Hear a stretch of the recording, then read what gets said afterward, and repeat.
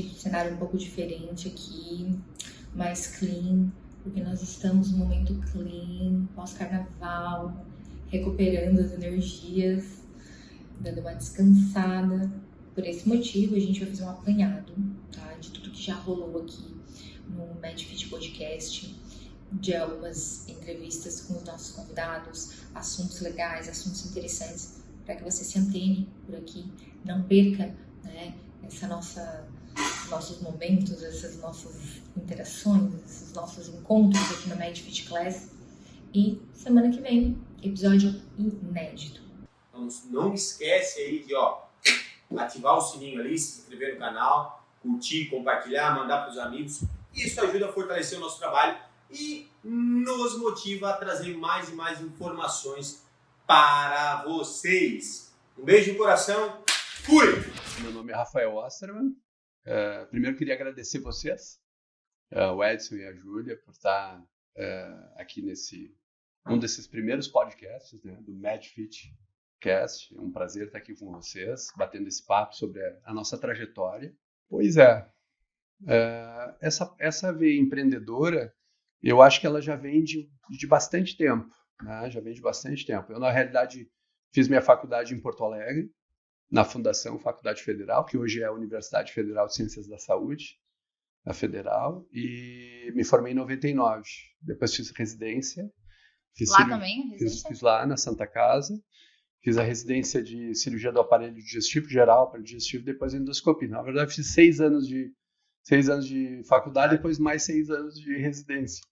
Teve bastante tempo. Jesus! Bastante tempo. E, então, no total foram 12 anos. E aí depois eu vim para Santa Catarina, eu trabalhei um tempo na rede do Mãe de Deus, no Hospital Mãe de Deus, entre Porto Alegre e Capão da Canoa. E depois vim para Santa Catarina, recebi uma oportunidade bem bacana e vim para cá. E aí as coisas realmente começaram a andar, né? Eu comecei a trabalhar em hospitais um pouco menores e comecei a desenvolver um trabalho e, enfim, captar pacientes, operar pacientes de várias regiões, enfim, começaram a vir pessoas de longe. E em 2016 eu entrei para o mestrado na Unesp, sou professor desde 2012. E entrei para o mestrado em 2016. Em 2016 entrei para o mestrado, fiz um mestrado em biologia molecular, a gente fez em câncer coloretal e vitamina D. Ai, que legal! Exatamente, depois até a gente pode falar um pouquinho. E aí ganhei uma bolsa para ir para Harvard, né? Ganhei uma bolsa para ir para Harvard, Universidade de Harvard. Né? Nosso convidado foi sei para nem falar. Harvard. Harvard. Mas de qual Howard? Cara, eu também não sabia. Depois que eu recebi a notícia, eu disse, cara, eu tenho que aprender pelo menos a falar. E aí fui para lá, fiquei 4 meses lá, fiquei praticamente o inverno todo, né, de 2017 para 2018. E de lá eu já plantei a semente da Osterman Medical Center. Então, na verdade, eu fui para os Estados Unidos já com um contrato de aluguel do local assinado. Então, eu estava lá, ao mesmo tempo que eu estava lá visitando o serviço, num dos hospitais afiliados da Harvard, eu estava ajudando aqui na obra, coordenando a obra aqui direto. Então, foi tenso, assim. Foi gratificante estar lá, mas ao mesmo tempo tenso, porque a gente tinha que ficar com o olho aqui. Camila Darós, se apresente, por favor. Conta um pouco, né, da tua história, da tua farmácia de manipulação. Conta aí pra gente. Tudo bem? Olá, pessoal. Então, eu sou a Mila, sou farmacêutica e a proprietária da Revigora, farmácia de manipulação, que fica em Criciúma. E iniciei nessa jornada da manipulação, fazem 14 anos que eu estou formada. Esse ano, agora em março faz 15, mês que vem. E sou muito realizada, muito feliz mesmo com essa área, que durante a faculdade eu não era muito interessada em manipulação, não gostava, não me atraía em nada, eu gostava muito da área hospitalar. Quando eu me formei, eu fiz especialização na área hospitalar, sempre busquei isso. Meu TCC foi voltado para a farmácia hospitalar, e porque na minha cabeça a área hospitalar era onde eu conseguia incluir todas as áreas da farmácia. Eu podia dispensar, eu podia manipular, eu podia estar atendendo um paciente. Então, ali para mim era o mais completo. Porque geralmente na faculdade é um pouco diferente da prática, né? Então, assim que eu me formei, eu fui trabalhar numa manipulação e aí eu me achei, assim, me encontrei mesmo, eu vi que ali era o meu local, estar dentro de um laboratório, poder produzir algo que é específico para cada paciente, para cada pessoa, né? É algo bem exclusivo, é bem individual a manipulação. Então, isso me encantou. Eu, pelo fato de ter convivido com a Júlia, né, enquanto acadêmica, a gente conversava bastante ali com os colegas dela, né? E, na verdade, quase todas as faculdades, acho que tirando, talvez, administração, sei lá, essas mais específicas, é difícil a gente ver esse negócio do empreendedorismo, né, na galera da medicina, enfim, na educação física também, né? Mas eu via a conversa dos colegas da Júlia era baseada em plantão, casos clínicos e plantão. Exatamente. É que é o tradicional da universidade, nos ensina isso, né? A gente aprende a servir, né? Cara, mas assim, ó, eu não aprendi na faculdade também nada. E pensa bem, na época lá em 99, minha faculdade foi entre 94 e 99. Bastante. O termo empreendedorismo era uma coisa praticamente inexistente. Isso veio depois de 2000, 2010 talvez. Né? Então, naquela época era praticamente inexistente. Então, nem se falava nisso. Mas tu queria ser médico? Eu queria ser médico, exatamente. Minha preocupação era ser um bom cirurgião, um bom médico, fazer plantões, né? Ganhar dinheiro, enfim, dar tranquilidade para minha família.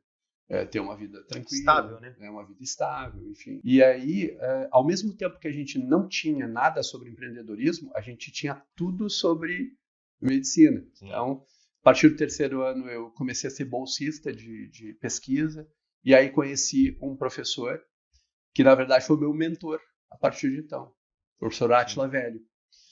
E o professor Átila me dava aula de medicina legal. Eu não sei se a gente tem medicina legal ali. A gente tem o Dani que dá lá pra gente, patologia. Dentro de patologia.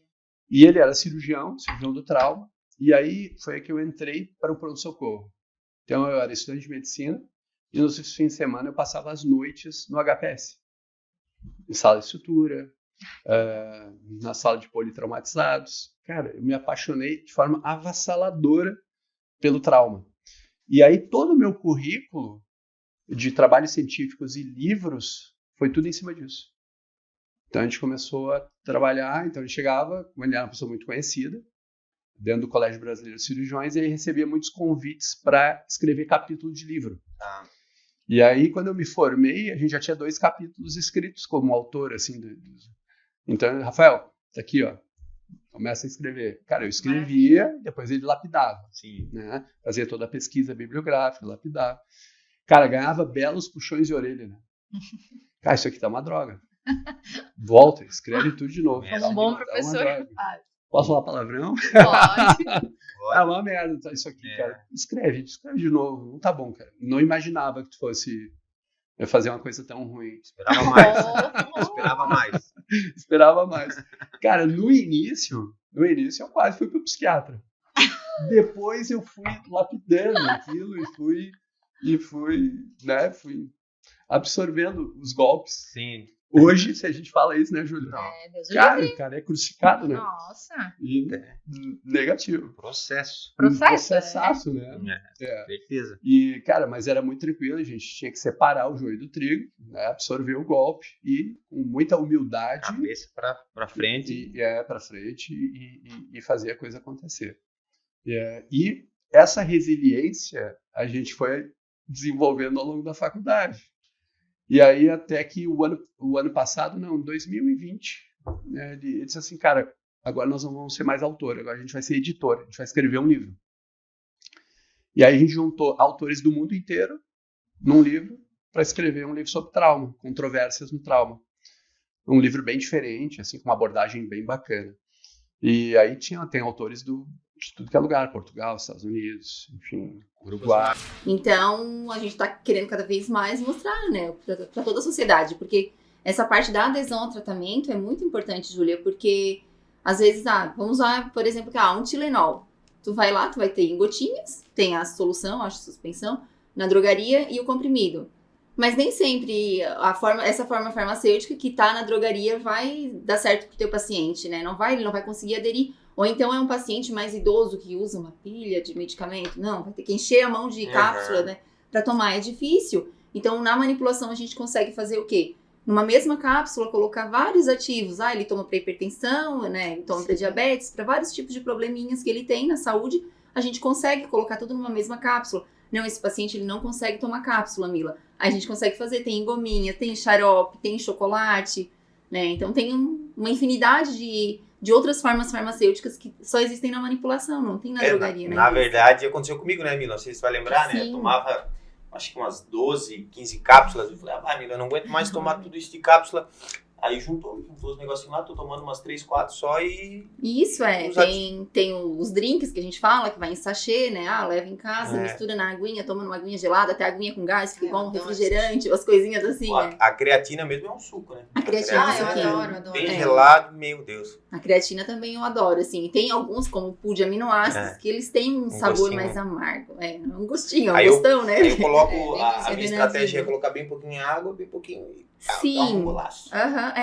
Essa parte do pool de aminoácidos também a gente indica muito, o nutricionista geralmente que indica mais, né? E o que acontece? Como ele tem esse gosto amargo, a gente coloca, né, os sabores dentro, os ativos que ele ajuda a dar uma mascarada, mas como ele é muito amargo, não adianta, vai sentir. Então, dependendo da dieta de cada paciente, às vezes dá pra fazer assim, faz uma vitamina de banana, a de banana é que melhor mascara. Coloca daí o sachê dentro, tu não sente nada. Aí passa. Tu consegue tomar a vitamina, claro, é como eu falei, depende de cada dieta, né? Se vai estar adequada a tua dieta. Né? Isso. Mas se conseguir fazer uma vitamina de banana em algum horário pra tomar, ele é excelente. Eu não pensei que eu seria assim, porque eu nunca pensei em fazer medicina. Sim. Nunca. Aconteceu na minha vida medicina. Eu, desde os 13 anos, exatamente por causa do basquete, depois nós vamos conversar um pouquinho sobre isso, o meu mentor, ele é o Lalau, não sei se tu conhece, talvez tu conheça, né? Ele foi meu professor de educação física, meu professor de basquete, me influenciou muito a ser um ser humano melhor e eu acabei gostando bastante do basquete, enfim. Fui para a área da educação física, eu sempre soube que faria educação física, já sabia a faculdade, já sabia que ia ter uma academia, já com 15 anos eu já falava isso. Meu pai falava, meu Deus do céu, minha mãe, coitada, essa guria incomoda, né? Pois assim foi. Então eu já tinha 5 anos na academia, daí eu queria estudar tal, daí o Edinho falou assim pra mim, tu que gosta de estudar e ler o tempo inteiro, por que tu vai fazer medicina, guria? Olha, boa ideia. Mas eu entrei na medicina pensando em fazer o que eu faço hoje. Eu vou contar pra vocês como é que surgiu a ideia da medicina. É coisa fora da... Mas foi de novinho, assim. Foi de novinho. Geralmente, quando a gente vai pra medicina, o que a gente vê, né? Os médicos falando assim, eu sempre quis fazer medicina. Né? Desde criança.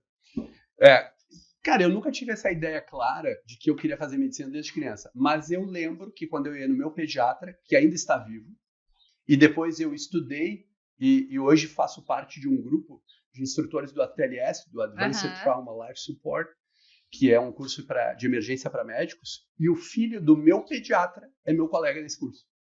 Só para ter uma ideia, um mundo muito pequeno.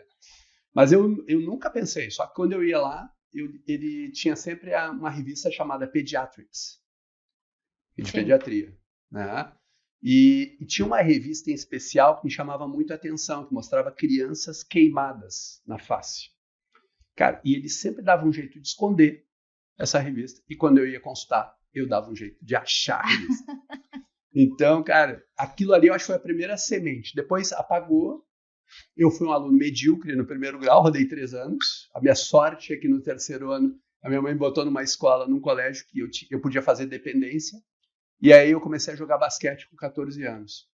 Cara, e aí eu encontrei gente que são meus amigos até hoje.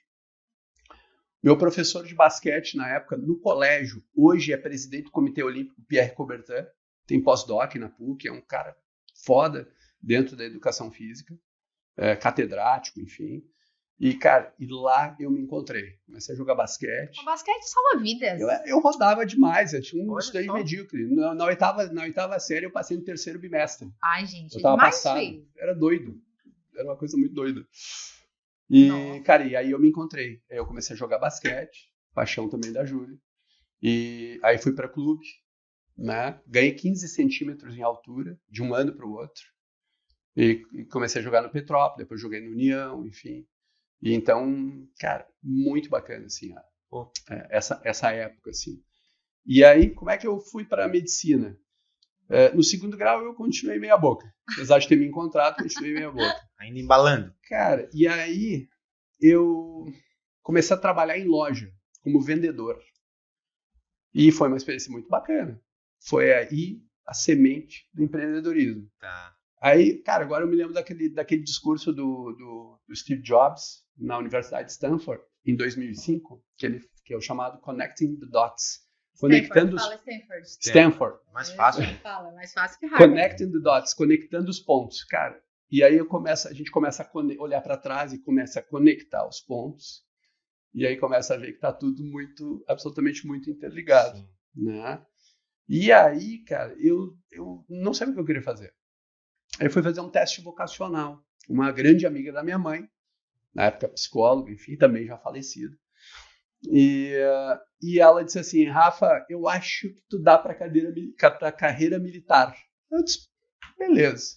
Sabe o que tava passando na época? Top Gun. Top Gun. Tava passando Top Gun no cinema. Já se viu dirigindo, Eu disse, pilotando... caraca, você é o novo Tom Cruise. Vou pra academia da Força Aérea. Cara, fui feliz da vida, sorriso no rosto. Fui lá para a Academia da Força Aérea em Canoas, na base aérea, para saber como é que eu podia fazer para entrar, enfim, fazer a AFRA, Academia da Força Aérea, né? AFA. Uhum. E é tipo um segundo grau para depois tu te tornar aviador. Aí os caras me deram um prospecto. Quando eu li os pré-requisitos físicos, tinha ali miopia, no máximo 0,25. E eu, na época, já era um míope, contumaz. Já tinha 1,5 de miopia. Nossa. Cara, ali, o meu sonho de ir para a Academia da Força Aérea e seguir a carreira militar caiu por terra. Aí eu voltei na psicóloga e disse assim, ó. Não deu. Agora eu tenho que fazer um tratamento para me superar. Para superar esse meu novo problema. Eu dizia, Tô depressivo. olha para mim aí, qual é a segunda opção? Olha só, né, cara, como é que são as coisas, né? Aí ela disse assim, só um pouquinho, deixa eu ver como é que tá a lista. A medicina. Aí eu acho que dá. Essa é boa. Esse negócio aí. Cara, eu nunca, quando eu decidi assim, ó, quero fazer medicina. Cara, eu era um estudante zero à esquerda. Meus tios, assim, diziam pra mim assim, cara, nem tenta, porque isso é coisa pra quem tá em faculdade particular, em escolas particulares, numa aplicação, no rosário. É bacana tu ter esse desejo, mas não. Tá. E tu fez federal? Meu pai, cara, eu acho que tu não vai dar. Minha mãe, vai que vai dar certo. Cara, no primeiro dia de cursinho, eu estudei 4 horas. Tempo que eu provavelmente, somando, não daria o que eu estudei a minha vida inteira no primeiro grau e no segundo grau. Eu usei 4 horas. Eu não sabia uma raiz quadrada. Nem tudo está perdido. Eu não sabia uma raiz quadrada. No primeiro ano de cursinho do vestibular, eu não passei. Eu passei no segundo. No primeiro ano, cara, eu dava aula particular de matemática, química e física e já tinha escrito um livro com um professor meu de física do cursinho. Nossa. Eu escrevi um livro de física, com dicas de física. Tipo, MRU é onde a velocidade é constante e a aceleração é igual a 0. Eram dicas de física. Sim. Cara, ele me convidou para escrever. Olha só. Sabe aquelas coisas meio Forrest Gump? Tu tá assim... Tu tá andando, vai indo. Tropeça. Foi mais ou menos assim. E no segundo ano, eu estudei menos, mas de uma forma mais inteligente, mais estratégica. Otimizou. Cara, e aí ganhava mais dinheiro com aulas particulares. E dando aula, a gente sabe que é uma forma extremamente poderosa de aprendizado. Então, ao mesmo tempo que eu já sabia a base, no momento em que eu ensinava, eu estava consolidando o conhecimento que eu precisava para passar no vestibular e ganhar dinheiro com isso. Outra veio do empreendedorismo. É uma coisa muito doida, muito doida. E aí eu passei em 3 faculdades, passei na Fundação, na PUC e em Caxias. E aí fui indo. Hoje a gente está com uma galera aqui, alunos do Evolua, essa galera que treina ao meio-dia aqui em Içara, e já começo dizendo, meus queridos outros alunos. Não fiquem com ciúme. Vocês virão aqui também. É muito engraçado, a maioria das pessoas chegam com aquele medo de nossa, eu não consigo levantar essa barra, eu não vou saltar essa caixa, eu não vou subir nessa corda. Mas depois, a instrução correta, né, que a gente recebe de vocês, né, e eu já passei para bastante galera também, é muito fantástico. Depois tu consegue realizar um exercício que você nunca imaginou que iria fazer. E é ali que é o brilho do negócio. Isso. Então tu acorda e fala assim, opa, eu consigo também. E o cross, no Evolua em especial, a gente consegue essa evolução muito rápido. E essa é porque, na verdade, a lógica de qualquer esporte é uma evolução, né? A questão da descontração também, do prazer, do lazer. Nossa. Quando a gente não dá certo numa atividade física, a gente tem que ir trocando até acertar. E às vezes a gente acerta no cross, a gente troca, acerta no beach tênis, né? Que é o que exatamente, agora, acertou muito. E assim vai indo. E a lógica do cross é essa. É um esporte que tu vai evoluir, assim como qualquer outro esporte. Com certeza. Então, uma vez, um colega meu da faculdade perguntou pra mim, ai, que bobice ficar levantando aquele peso e ficar jogando, ficar se pendurando. Daí ele jogava futebol. Eu falei assim, tá, por que que o gesto motor do futebol é a perna em extensão? Sei lá, e por que vocês têm vários jeitos de chutar a bola? Com o pé de lado, com o pé assim, com o pé assado. Salto para cabecear. Que bobice, exato, que besteira mexer o tornozelo para fazer um gol. Daí ele ficou pensando, porque as pessoas nos criticam porque a gente fica de cabeça para baixo para fazer uma extensão de ombro.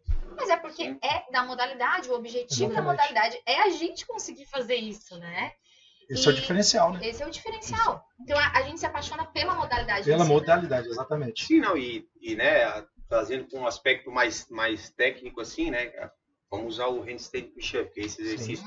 Para quem não conhece, né? Faz aí para nós, Bruno. Aqui, ó, viu? Como a gente tá numa sintonia, né? Nossa. Eu e o Edinho, nós estamos numa sintonia. A gente é um só, né? Um só, né? Então tá, vai. É casado, né? Há quantos anos? 10 anos. Bom. Cada dia mais feliz. É a minha vida. Que é, Paulinho? Amém. Opa. Ó, vamos lá. Calma.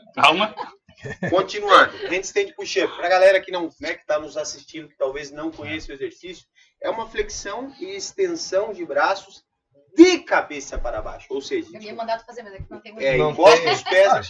Precisa da parede pra quê? Faço Pra fazer pulo na telha. Muita gente conhece como plantar bananeira, sabe? E ó, encosta a cabeça no chão e estende os braços. Só que faz uma flexão, né? Se a gente fosse trazer para o âmbito da musculação, do treinamento resistido, o que acontece? Qual o principal grupo muscular envolvido aqui, nesse exercício handstand push-up? Ombros, né? Deltoide de forma geral.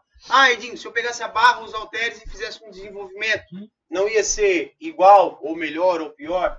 E o cara não precisa virar de cabeça para baixo? Sim. Tá aí o desafio. Exatamente. Não, né? E trabalhar o corpo todo. Trabalhar o equilíbrio... Sentadinho na cadeira, tu não trabalha equilíbrio nenhum. Sim, a Quem que trabalha equilíbrio, Edinho?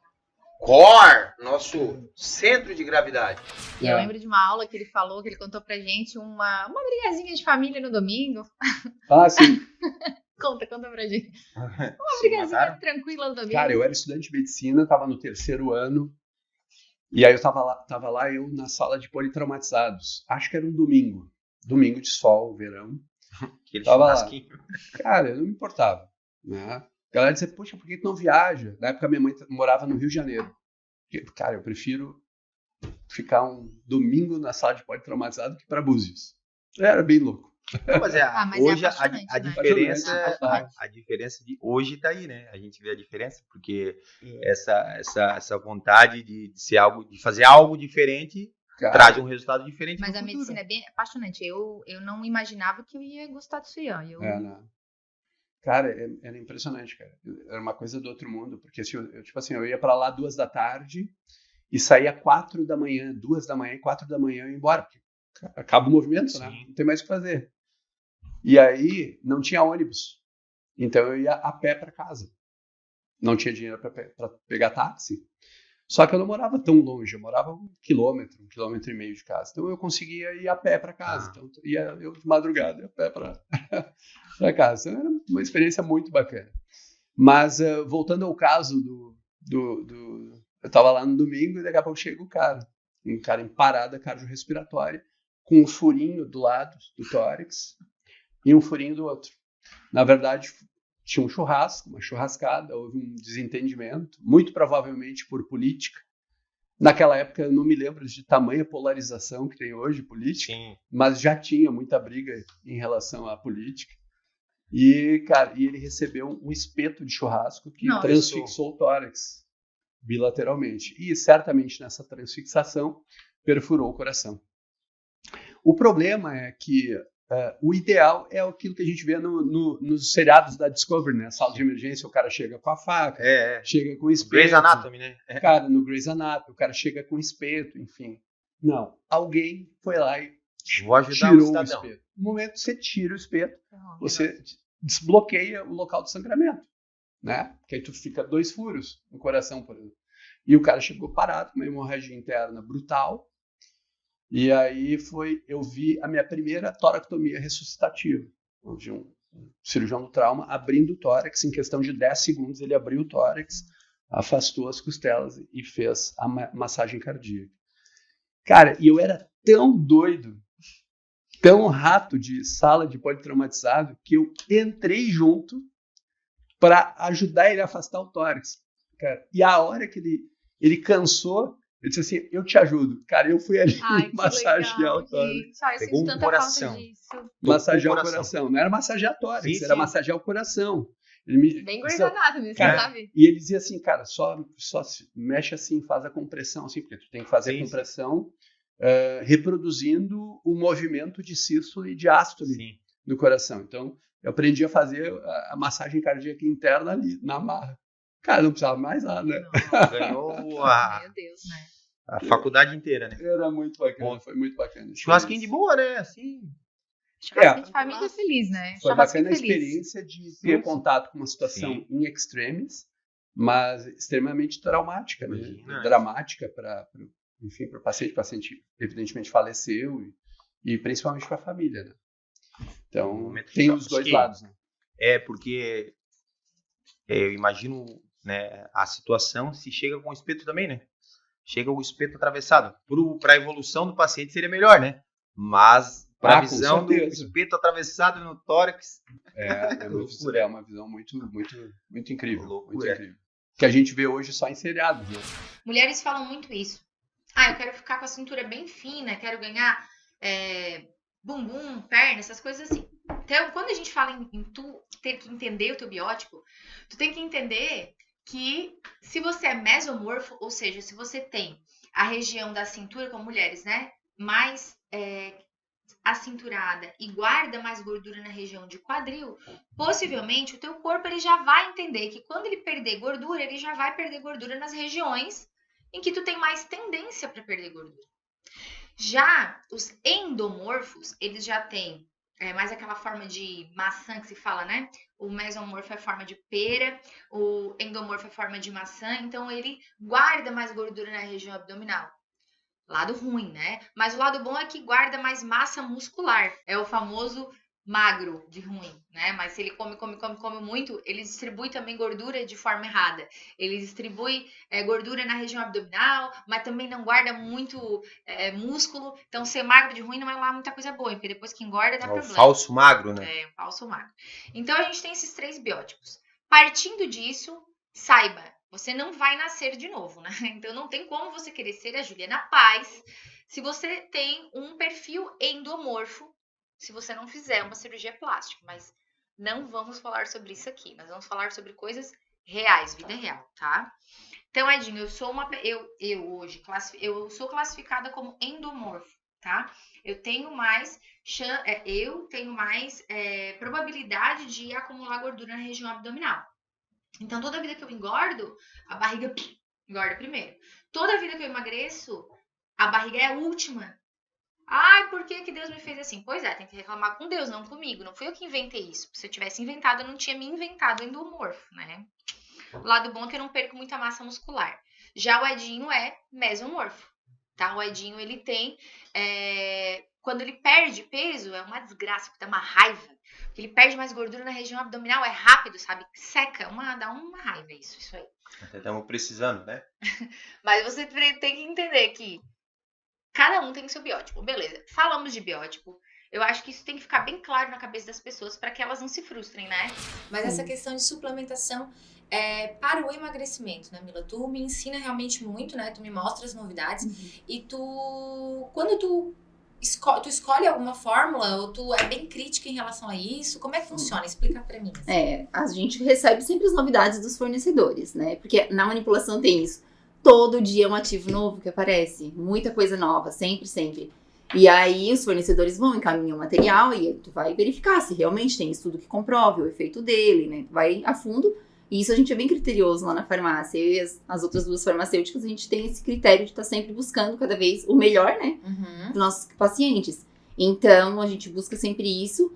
E, como eu falei, tem muita coisa nova. Então, a gente vai buscando e, um dos ativos, o Morosil, né? Que a gente faz agora em chocolatinho. Pega ali pra mostrar. O Morosil, ele já tá no mercado há um bom tempo. Gente, olha aqui, Morosil, tá? Fez um chocolate pra mim, pra eu poder comer o meu chocolate, já comer o Morosil. Explica do Morosil, Isso, tá, vou explicar sobre ele também, então. Por exemplo, ele tá no mercado já há muito tempo. O que o Morosil faz? Ele ajuda a diminuir a gordura, principalmente a gordura abdominal. Ele age nos adipócitos, vai diminuindo essas células, né? Então, tu ajuda a diminuir principalmente o abdominal. Por quê? Porque é onde a gente acumula geralmente mais, né? No abdômen, no meio da coxa. Então, é nessas áreas que ele vai agir. Ele também te dá sensação de saciedade, ele é um excelente antioxidante. Então, não é somente para a parte do emagrecimento. Ele age em outras áreas do nosso corpo também. Então, ajuda como um todo. Ele é extraído da laranja? Da laranja moro, isso. Tá. Antes tinham vários estudos com a laranja moro, né? Só a laranja. E aí verificaram que quem utilizava é a dieta cetogênica, se não me engano. Que é bem específico.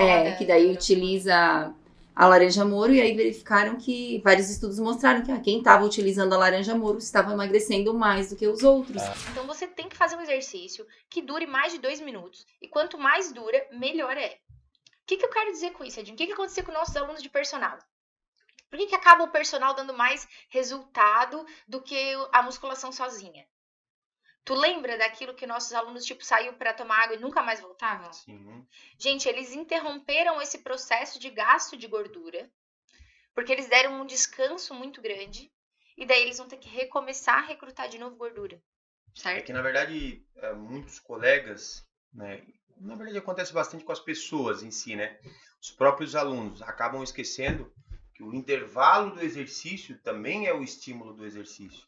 Né? Então, a gente controlando o intervalo, a gente mantém o objetivo, né? Seja ele aeróbio ou anaeróbio. Então, a gente aumenta ou diminui o intervalo. E o pessoal vai tomar água e nunca mais volta. E os exercícios cíclicos que o Edinho começou falando, eles são de característica aeróbica, por quê? Porque pelo fato de ser cíclico, né, ou seja, uma caminhada, eu vou fazer uma caminhada, né? Repete. Eu vou ficar repetindo aquilo ali, né, mais de 2 minutos, obviamente. Então, acaba que a tendência é o uso de gordura, né, como fonte de energia principal. Porque eu também estou usando o açúcar, né? Sim. Também estou fazendo glicólise e também estou usando a creatina. Sabe que uma vez não, né? Na verdade, no início da faculdade, eu lembro até hoje, o professor, né, de fisiologia do exercício, ele fez um desenho, ficou bem interessante, assim, óbvio, bem simples para tu entender, né? Como se a gente fosse uma balancinha, né? Balança no meio aqui, né?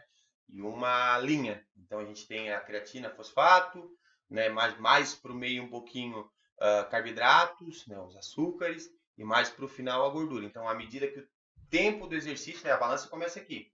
Só creatina, fosfato. À medida que o exercício vai se prolongando, a balancinha vai pendendo, vai aumentando, aí começa mais no açúcar e continua o exercício ainda. Começa em mais para a gordura predominantemente. Como a Júlia falou, não quer dizer que eu não estou mais usando carboidrato quando eu passei ali de 10, 15, 20 minutos de exercício, né? Mas a balança começa a diminuir, né? Eu começo a usar mais gordura como fonte de energia, né? Predominantemente. Tanto é que os maratonistas, né? Gente, maratonista é atleta de elite, tá? Atleta de elite, ele usa tudo como fonte de energia, tá? Então, a gente usa, claro, a maratona como um exemplo para dizer, né? Um exercício aeróbico, corrida. Né? Mas como eles são atletas de elite, eles usam muito carboidrato como fonte de energia. Tanto que durante a corrida, eles usam muito ergogênicos, né? Carboidratos, aqueles carbogel, aquelas coisas aradas, que é açúcar rápido para conseguir dar impulso, para conseguir dar explosão para eles, para conseguir colocar energia de forma rápida, para que eles ganhem, né? Porque eles são atletas de elite, certo? Eles não estão ali só pra praticar, assim, de uma forma O que chegou agora esse ano, esse foi a novidade dessa feira que eu fui agora no ano passado. Esse foi o lançamento da feira, é o Ocralin.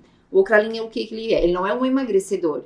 Ele vai te auxiliar porque ele vai eliminar a gordura que tu vai ingerir na tua alimentação.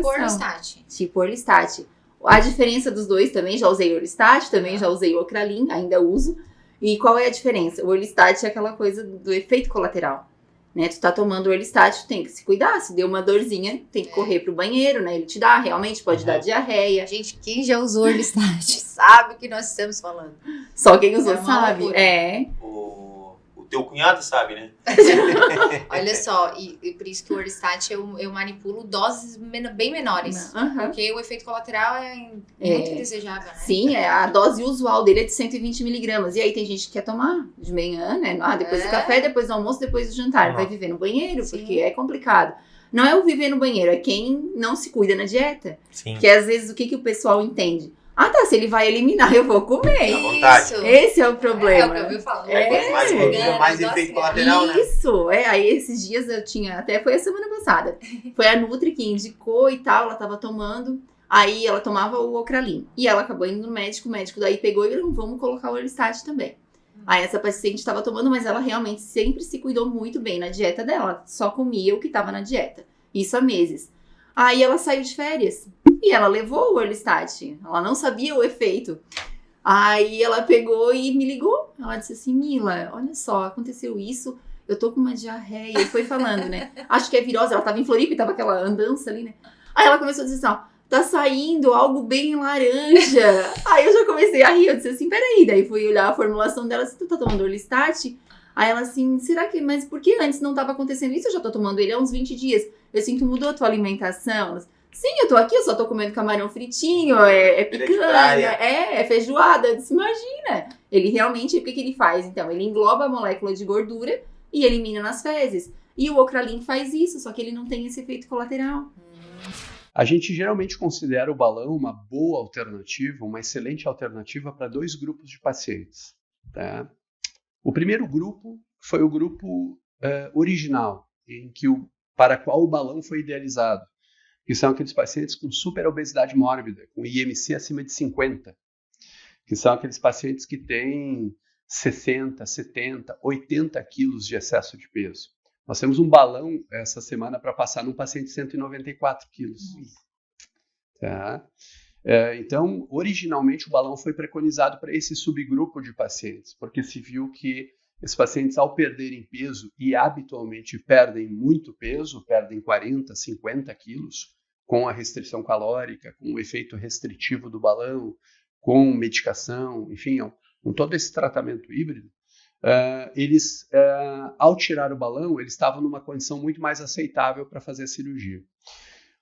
A partir do ano 2000, o que aconteceu por que não oferecer o balão para aqueles pacientes que têm 10, 15, 20 ou 25 quilos de excesso de peso? Tá. Por quê? Porque se viu que nesse grupo de pacientes a gente conseguia perder 15, 20 quilos. Tá. Né? E o procedimento ele é muito menos invasivo, digamos, ou não? Ah, sim. O paciente fica 2 horas ali na clínica e vai embora. Então ele é bem tranquilo. Ele, evidentemente, que ele tem um período que a gente chama de adaptação, e brinco com os pacientes, eu chamo de mar em fúria. Período do mar em fúria.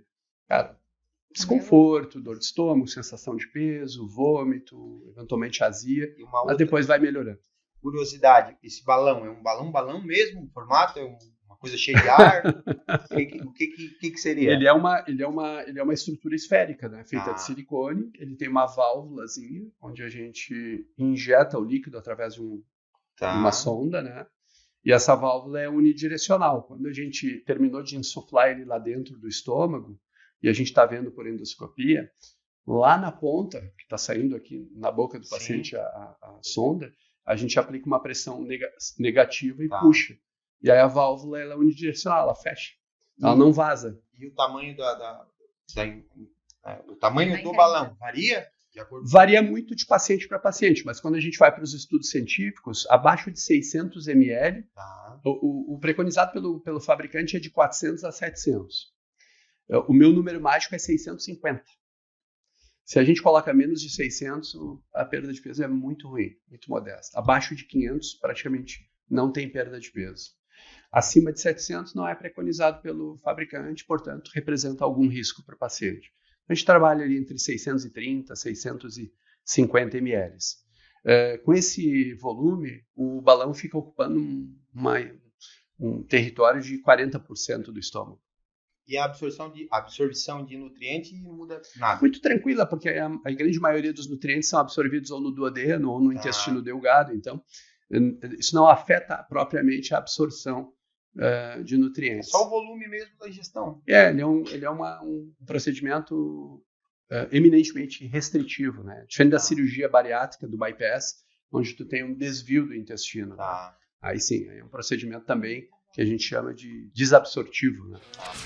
E é muito importante a gente entender essa questão de intensidade de uma forma prática, uma forma fácil. Hoje até eu coloquei meu relógio para mostrar para vocês que a gente tem uma forma indireta de mensurar a intensidade desse exercício, para a gente entender mais ou menos se a gente está chegando naquela zona de intensidade. Então eu vou explicar para vocês, tá?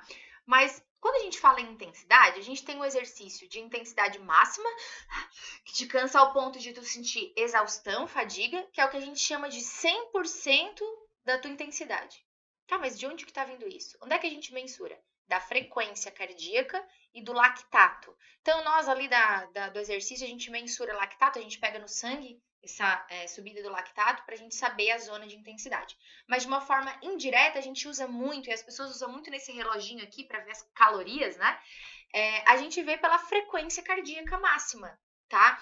Então, tem uma forma básica de calcular a frequência cardíaca máxima, que é aquele 220 menos a sua idade, tá? Então, calcula aí o teu. Tu tens quantos anos? Que eu nem sei mais. 185 tá, então, seria minha... Então, como se fosse assim, ó. O coração do Edinho, de acordo com essa fórmula, ele bate 185 máximo batimentos.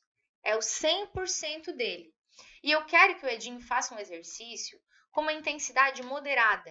Uma intensidade em que consegue pegar bastante gordura como fonte de energia, mas também gaste bastante açúcar, bastante glicose. É mais ou menos 80%. Então, eu tenho que pegar, se 185 é o 100% dele, quantos que é o 80% dele? Vou fazer aquela regra de 3, aquela regra de 3 básica, e vou achar mais ou menos aquela frequência. É essa frequência que você tem que meter no seu relógio e ficar fazendo exercício naquele número ali. Vai dar mais ou menos o quê? 80% daquilo ali? 130. 140, por ali, Então, traduzindo para vocês, tá?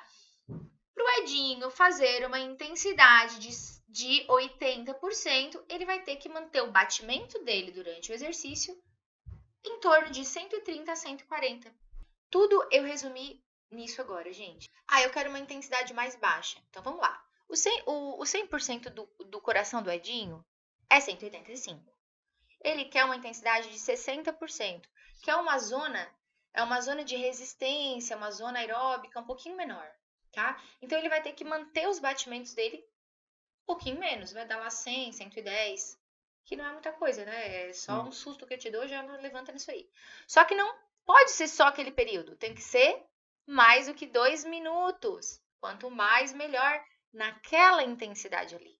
E onde é que é o pulo do gato? O pulo do gato, para perder gordura, gente, é manter essa frequência nesse patamar. É não deixar com que a frequência baixe, tá? Ou eleve. A gente gosta de fazer assim, né? A gente gosta de fazer treinos intermitentes, que a gente fala, em que tu fica entre 70% e 80%, tá? Que tu mexa nas intensidades. Eu já vou dizer o porquê que é importante mexer na intensidade. Mas o Edinho deu eu trabalho com obesos, né? Vocês já sabem, para quem não sabe, né? Eu trabalho com obesos tanto na área médica, quanto trabalhei com obesos na área de exercício físico. Então, treinei pessoas de 150 quilos, 160 quilos. Então, como é que eu fazia com essas pessoas que não podiam correr, né? Primeiro, não se coloca o gordinho para correr. Não corra. Eu não gosto nem de colocar ele para caminhar, tá? Eu faço exercício de musculação com obeso. Nossa, Júlia, tava até agora falando de exercício cíclico e tarará. Agora tá falando que tu faz musculação com obeso. Óbvio, gente. O que eu faço? Vamos lá. Meu obesinho tá aqui sentadinho, tá? Então, eu falei pra vocês que quando eu coloco um exercício de mais 2 minutos, eu recruto mais gordura, certo? Então, tá. E o Edinho falou pra vocês que quanto maior o peso, maior a intensidade. Beleza, então o que eu faço com o meu obesinho? Eu pego um peso, deixo ele sentado e mando ele fazer um exercício. E vou fazer um volume e ele vai fazendo exercício. Ele vai achando que tá fácil. Quando ele vê, já passou 2 minutos. Daí cansou um braço. Descansa, eu peço para ele fazer agachamento. Enquanto ele descansa o braço e cansa a perna, o sistema dele todo não parou de fazer exercício. É aquilo que a gente chama de descanso ativo, né, Dinho? Então ele tá descansando, arrastando pedra. Então o meu obeso não precisa correr para perder peso. Ele pode emagrecer 100% nesse quadradinho aqui, ó, tá? Neste pequeno quadrado. Eu fazia burpee com meu aluno de 150 quilos. Mas o burpee igual a todo mundo, não. Eu fazia um burpee adaptado para ele, em que eu elevava a frequência cardíaca dele para deixar naquela zona ali que eu tô falando para vocês, sem que eu machucasse ele e elevando, brincando com as intensidades dele. E fica bacana também, eu acho que a galera que tem mais, né, condição alérgica, né, que consegue eliminar alguns princípios ativos. Isso, né? essa é uma outra parte. Porque hoje em dia tá o que muita intolerância, né? Intolerância à lactose, ao glúten, então isso a gente consegue ter na farmácia de manipulação, né? De retirar esses ativos. Antigamente, os recipientes que a gente utilizava para fazer as cápsulas, por exemplo, porque a cápsula é assim, tu vai manipular, tu tem um recipiente que tu vai colocar dentro, mas tu tem que preencher tu vai botar o ativo na cápsula, mas tu tem que preencher aquela cápsula, tu não consegue colocar só 10 miligramas do ativo, tu tem que fazer o preenchimento dela para ter uma uniformidade na hora da manipulação. Então, ele é colocado o recipiente, e antigamente o recipiente ele vinha sempre com lactose. Hoje em dia, não. A gente já retirou totalmente. Eu não tenho lactose no meu laboratório. Para não correr o risco nem de ter uma contaminação cruzada. Isso. A gente não existe mais isso dentro do laboratório. Às vezes, mas eu preciso da minha cápsula isenta de lactose. Não, fica tranquilo. Já Aqui não não tem isso. A parte de quem é alérgico a corantes também, né? Chega numa drogaria, você vai comprar uma determinada cápsula, uma amoxicilina, por exemplo, ela é bem coloridinha. Né? Na manipulação, a gente tem a cápsula incolor. Então, não tem nada de corante que não vai ter problema nessa parte de quem é alérgico também pro paciente. Que legal. Agora sim, agora a gente vai falar especificamente de como perder a gordura da pança, tá? Então vamos lá. Abdominal, Edinho, o que tu acha sobre isso? Calma, não respondi ainda. Gente, a gordura da pança é o seguinte, tá? Já pega o lenço, já começa a chorar. Basicamente, 30% da gordura abdominal é resposta do exercício. Os outros 70% é da alimentação. Tá? Se a gente for conseguir dividir entre alimentação e exercício, a alimentação ela é muito mais responsável pela gordura da sua barriga do que o exercício em si. Agora, qual exercício fazer para perder barriga? Tá? Edinho, como são os abdominais? O que o abdominal significa na perda de barriga? Assim. Bom, isso aqui vai virar um corte, né?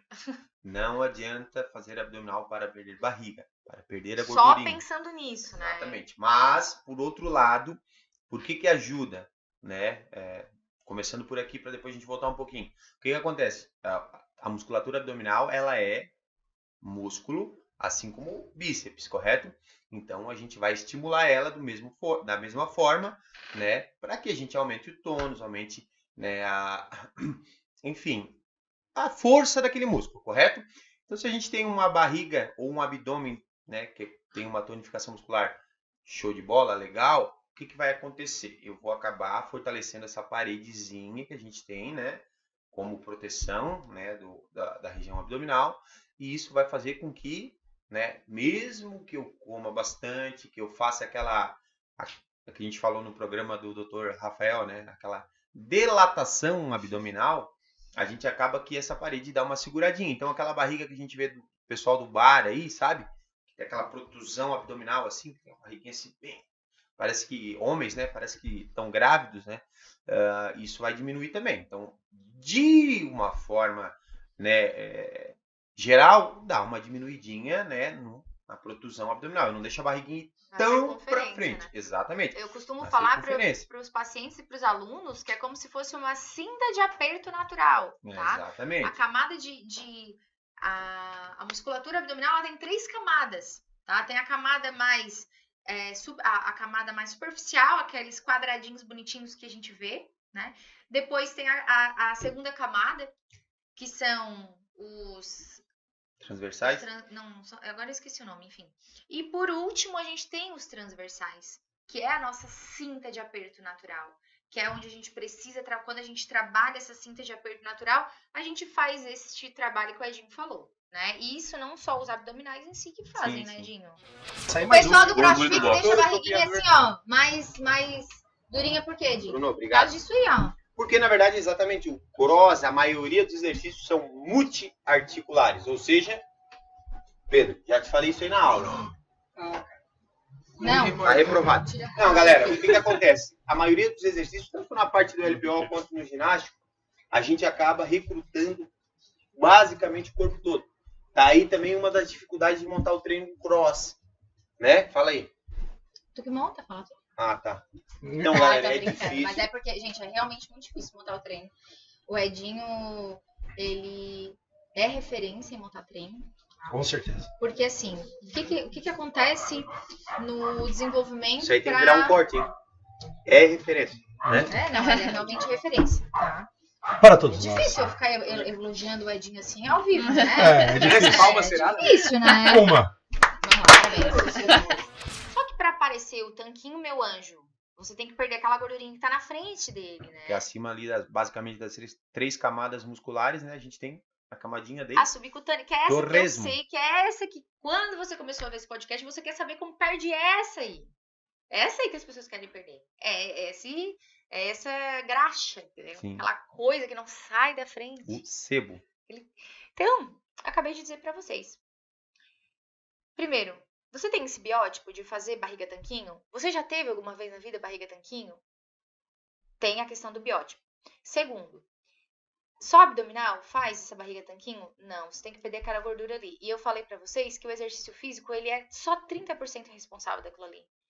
Então, a comida, ela é muito importante neste quesito, porque quando eu falo de obesidade no geral, tá, gente, eu falo, vocês vão ter algumas cenas minhas aqui falando que como pra ser feliz, você viu nosso último pod que a gente botou aqui, a gente tava tomando chopp. Por que a gente falou? Que o exercício físico é um equilíbrio, certo? Só que você está neste podcast querendo saber de performance, querendo saber que você quer perder aquela gordurinha. E para performance você tem que ter algumas restrições, sim. Então, os carboidratos refinados, tá? Então, as massas, pães, bolos, isso aí, gente, isso aí faz crescer uma barriga que você não tem noção. Por vários motivos, tá? Por inflamação local, porque o glúten e o leite, caseína, enfim, esses alimentos são muito alergênicos, então eles causam muita inflamação. Não sei se vocês já perceberam, né, que é aquela coisa assim que tu acorda magro, né, a barriga tá pra dentro, assim.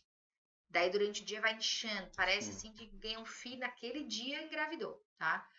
Então tem essa questão da inflamação local que a comida causa, mas também da tendência, os carboidratos refinados têm tendência de fazer gordura visceral e subcutânea abdominal, tá?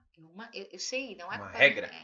Vocês sabiam que uma taça de chopp do nosso top chopp do Denos Mustache, tá, Isso aqui é uma delícia, hein? Só para deixar um adendo aqui. muito Isso aqui é diferenciado. Já tomamos não tinha. alguns litros nos finais de ano aí. É um chopp que Obrigado desce, pela alegria, Alex. Isso aqui é diferenciado, deixamos claro aqui. Então, olha só, uma dessa aqui são 180 calorias. 30 minutinhos de cross, a gente treina 1 hora, né? Sim. 30 minutinhos de cross são 257 calorias. Num treino moderado, né? Treino moderado. Treino igual o nosso meio-dia. Do meio-dia. O nosso é 1000 calorias, 1100 calorias. Não, Puxadão. É. Não, Deus o livre. Então dá pra tomar aí quantas taças? Porque eu sou péssima em matemática. Na verdade, a filosofia do CrossFit é tu poder treinar pra poder beber, né? A gente Claro. treina pra beber. Claro, Tá. gente treina. Ou quem treina para comer, né? É. Tem, eu já ouvi muito isso. Ou pra tomar cerveja zero. É o Né? equilíbrio. Mas vamos entrar nesse assunto. A audiência quer o quê? A audiência quer emagrecer. Quer é isso que eles emagrecer. querem. Eles gostam de emagrecer, eles gostam de. Tudo que eu falo, que eu vou falar que é de emagrecimento, eles já se colam, né? Então a gente tem o Ocralink, e mais que a gente tem. Um terceiro que eu colocaria ali, por exemplo, porque existe muito assim, ó, Júlia. Eu venho aqui na farmácia, vou lá, converso com a Mila, converso com a Natália e eu quero algo pra emagrecer, mas tá, e a gente começa a conversar com a pessoa pra ver. Eu tenho compulsão alimentar, então o 5-HTP ele é muito utilizado, né, o triptofano, existe a parte do... Eu acabo retendo muito líquido, principalmente agora no verão. Então eu diria Cactin, O cactinha a gente colocaria junto, porque dá pra fazer composto. O cactinha é aquela... Vai ser marca registrada também. A caquitinha é marca É que registrada? cactinha, antes era cactinha. Ah, tá. Aí deu um problema da cactinha, porque era patenteado, algo assim, era da Galena. É da Galena também. Aí hoje em dia a gente não pode mais usar cactinha.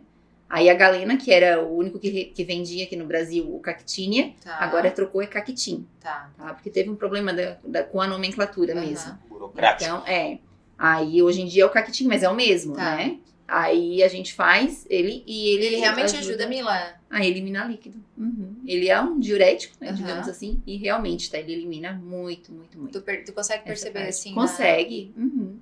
Demais. É como tu tá Amiga. tomando uma furosemida, sabe? Um diurético mesmo. Ai, que tu legal. acaba indo todas as vidas no banheiro, né? Consegue eliminar. E o cactim faz isso. E ele é um medicamento fitoterápico. Comecei ao meio-dia, falei pra Jean, vou começar devagarinho. Nisso foi a segunda vez que eu estava gordo, né? Que eu estava Você gordo. estava com quantos quilos? 126 quilos. A primeira vez estava com Nossa. 120, parei o treino. O que tu aprendeu no saúde urbana que tu não obedeceu? Se parar o treino, fica gordo de novo. Infeliz, depressivo e ansioso. E feio. Daí ele, o que ele fez? Um Parou amigo, de treinar o treino. Hoje ele resolveu Parou? Só continua feio. só continua feio, o resto tá tudo bem. Parou de Parou. treinar, ele? Faz um O tempo. cara há 7 anos treinando direto. Ele me fala isso. A gente é Parece que rústico. nunca treinou, né? Deixa o cliente falar, A faz beleza é favor. diferente. Continua, mano. Isso. Exato. Aí naquela dificuldade, né? É muito difícil quando a gente tá parado e voltar no exercício. Então eu falei pra Jean mesmo, vou começar 3 vezes na semana. Aí tá, fiquei uma semana 3 vezes. Se eu tô fazendo 3, eu vou fazer 4. No 4 eu tô fazendo 5. E nisso a gente foi recrutando o pessoal, né? Tava eu, o Edinho, o Pedro, depois veio a pessoa que não pode ser nomeada aqui, né? Não está com a gente, mas é o Bita, É a Bitinha. Bitinha Júnior. E o Tuan, depois veio a Alessandra Sibila. Júlia, vez em quando. Ah, Júlia, pra começo de É. conversa. É tipo, ela acabou de ter é, filho. Não. Não é fácil ter 9 filhos, né, pessoal? Se Deus quiser, né? Xerox. Vamos lá. Primeiro, tá? O horário do meio-dia só existe por causa de mim. Olha, Leon. Tá? Amém. Segundo, Obrigado, Júlia. eu treinei grávida, tá? Várias. Anota Até- isso, hein? Quando dá desculpa, anota isso. Todas Ela as treinou grávida. gravidezes. Até quer porque dizer, eu todas. fico muito grávida, então eu sou obrigada a Não, treinar, né? ela tem um Faz 7 anos que ela não tá rinite ali. grávida, pessoal. espirro Então eu engravida. treinei grávida ao meio-dia, tá? Eu saía do posto de saúde, ia ao meio-dia treinar grávida, morrendo de sono, depois voltava. Então, ó, não é qualquer um. Não, Ela ia orgulho nosso. Aham. Só pra me ver, tu ia, Brita. Ah, é. Era. Nossa, que saudade Acredita que eu nisso. sentia. E pra resumir, hoje estou ao meio-dia, continuo há mais de um ano, por conta da nossa parceria, né, cara? A gente treina, a gente ri, a gente conversa. Tem A dia gente come um açaí. a gente toma banho junto depois do treino. Já não. Mas isso é, galera, pra economizar água, tá? Isso é pra economizar água. É, Faz uma Daí a fofoquinha galera que é do bom Pro pra já tem fortalecer a uma amizade. fama e tu me fala uma coisa. Não, mas é só na broderagem, galera. Só pra lembrar que eu tomo banho em casa. Eu quero uma coisa pra me dar um up no treino. Up no treino. Existem especificidades assim? Existe. A gente tem o Paradoxine, por exemplo. Paradoxine é Esse um eu não ativo. conheço, nunca ouvi falar isso aí. Eu acho que eu já levei no Evolua Então, uma leva pra mim, vez. eu quero isso aí. Já. Eu já levei ele no Evolua uma vez, quando a gente fazia os eventos lá, né? Já levei pro pessoal. E o Paradoxine ele faz isso, ele te dá aquele gás. Só que hoje em dia, o que mais, né, que apresenta um resultado melhor é o Meat Burn. Acho que tu toma o Meat Burn, né, Dinho? O Meat faz isso, tá? Porque ele ajuda nessa parte do emagrecimento e ele acelera. Se tu toma ele, hoje eu vou treinar sem o Meat Burn. Amanhã tu treina com o Meat Burn, tu vê assim, tu sai encharcado. Ah, é? Sabe? Tu consegue queimar muito mais com eles. Mas é a base de cafeína, tal. Não, tem nada ele disso. não tem, não. Porque eles me ele perguntam não tem, muito isso, não. sabe? Não quero nada com Não. cafeína. Não quero... Porque pra mim o único termogênico que eu conheço, que a gente fala muito da medicina, é a cafeína. Sim, a cafeína. O Mas resto o de problema da termogênico- cafeína é o efeito colateral, né? Porque muitas pessoas hoje em dia treinam à noite. né? Exatamente. É à noite que vão treinar. Então, acaba tendo, às vezes, acelera o coração, né? Todo mundo que pode estar usando. Ô, Mila, e daí um outro termogênico, assim, legal, pra eu poder prescrever. Sim, aí tem o chá verde, que ele é excelente Tá, também, ótimo, Que a também gente é uma gosta opção de pra fazer usar. também compostos, né? Dá pra usar, por exemplo, dá pra fazer com Meat Burn, com o chá verde, com o citrus. Citrus também é muito utilizado, porque ele também ajuda a queimar o citrus aurantium, né? Que a gente trabalha. Guaraná, pra dar aquele up. Às vezes eu quero um pré-treino mesmo em cápsula, porque às vezes não gosta de tomar, quero um em cápsula. A gente consegue fazer esses ativos, mistura, que fica um pool ali dentro, né? Dá um up bem Bem excelente pro Great. treino. Vou Isso. conversar contigo em especial sobre isso depois Sim. lá no WhatsApp, porque eles Sim. me pedem muito isso, tá? Agora a gente tá numa onda de fadiga, né, guria? Não sei se você já Sim. percebeu, né? Muito. É isso que eu vou fazer todo o treino. Eu vou aprender e vou ensinar. Eu não posso, o Evolua é diferente por isso. Eu não posso ver, o Edinho não pode ver, ou a Júlia, ou qualquer coach, não pode ver um movimento, a pessoa fazendo errado e continuar errado. É por isso que dizem assim, o CrossFit é louco, todo mundo se machuca. Se machuca por falta de um bom coach, um bom argumento ali, ó. Não, vamos corrigir isso para a tua postura ficar correta e a gente não vai ter uma lesão ali. Alessandro, a gente nem combinou e é a Era a próxima próxima. coisa que eu vou falar. Do que? É o seguinte, lesão. Lesão, Sabe por que exatamente. que Ó. muitos profissionais, principalmente na minha área médica, têm preconceito com cross? O que eles dizem? Lesiona. Lesiona. Vocês sabem qual é o esporte que mais lesiona? Futebol. Xadrez. Quase. Corrida. Corrida? Nossa, Claro. ali usa tudo, né? Eu já vou explicar por quê, tá, gente? Mas olha só, o top 5. Cross não tá no top 5. Tá? É o sexto. mas Isso não aí tá é no top mania de 5. bodybuilder falar. É claro. Alô, Léo Stronda, abre a baga. Gente, corrida é o primeiro. Segundo, daí vem o futebol. Terceiro, basquete. Quarto, natação. E tênis, o quinto. Olha, cara, tá falando beach tennis. Beach tênis tá salvo, hein, galera? Beach tênis tá salvo. Eu Continua. E acho vocês sabem o que mais lesiona no esporte? O erro do gesto motor. É isso que lesiona. Então, o Alessandro falou coisas muito importantes. Não, esse é o Corrigir fundamental. o gesto motor do exercício é o mais importante para que você não tenha lesão. Disciplina é muito, muito mais do que motivação. A gente fala bastante sobre isso quando a gente fez a nossa live, mas estar disciplinado a gente cresce muito mais do que qualquer outra coisa. Isso casa em tudo na nossa vida. E o que eu vi hoje da tua experiência é que tu foi extremamente disciplinado na hora que tu quis, né? E que isso Hiperfoco. te É aquela- trouxe daqui. Essa frase não é minha, tá? Não tá no meu. Ela vai no meu ele as livro. frases dele. O esforço vence o talento toda vez que o talento não se esforça. É É verdade. verdade. Boa. Então celebre seu corpo, tá? Não castigue ele. Para, mexa-se. Mexa-se. Um beijo pra vocês. Até a próxima, gente. Abraço.